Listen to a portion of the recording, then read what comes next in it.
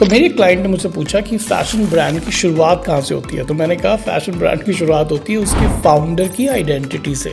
तो उसने कहा उसका क्या मतलब। तो मैंने उनको बोला कि दुनिया की ना एक बेस्ट सेलर बुक है एटॉमिक हैबिट्स। तो उसके अंदर जो उसका ऑथर है उन्होंने कहा है कि जब कोई अपनी आइडेंटिटी के ऊपर वर्क करता है तो उसके डिसीजन मेकिंग में सबसे बड़ा इम्पैक्ट होता है। तो उसने यहाँ पर एग्जांपल दिया कि अगर कोई स्मोकिंग को क्विट करना चाहता है और कोई उससे पूछता है कि भाई आप सिगरेट पियेंगे, तो वो कहता है कि नहीं यार मैं ना सिगरेट छोड़ने की कोशिश कर रहा हूँ। यहाँ पर उसकी आइडेंटिटी अभी भी एक स्मोकर की है। मगर एक दूसरी सिचुएशन में अगर एक स्मोकर को कोई पूछे कि भाई आपको क्या सिगरेट पीनी है, वो कहता है नहीं I am not a smoker. तो यहाँ पर उसने अपनी आइडेंटिटी में ही ये सोच लिया है कि वो स्मोकर अब है ही नहीं। तो इस तरह की आइडेंटिटी चेंज करने की वजह से ही फैशन ब्रांड भी बनते हैं। अब मैं आपको 3 केस स्टडीज बताता हूँ जिसके अंदर 3 विमेन जिनके पास कोई फैशन की फॉर्मल एजुकेशन नहीं थी, उन्होंने एक पैन इंडिया ब्रांड बना दिया।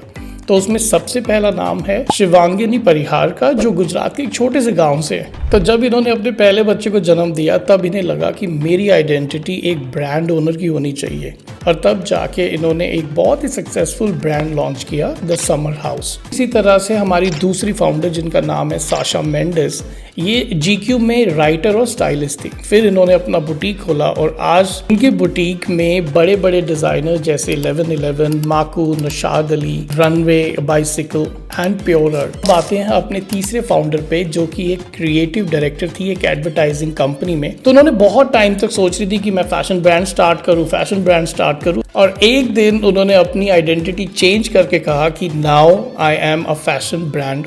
इन फाउंडर का नाम है प्रीति वर्मा और उन्होंने एक बहुत ही सक्सेसफुल ब्रांड स्टार्ट किया जिनका नाम है रनवे बाइसिकल, जिसकी एक बहुत बड़ी ब्रांड एम्बेसडर है कंगना रनावत। इसलिए कई एंटरप्रेन्योर जिनका सिर्फ मन होता है फैशन ब्रांड स्टार्ट करने का, वो नहीं कर पाते जब तक कि वो अपनी आइडेंटिटी ही चेंज ना कर ले।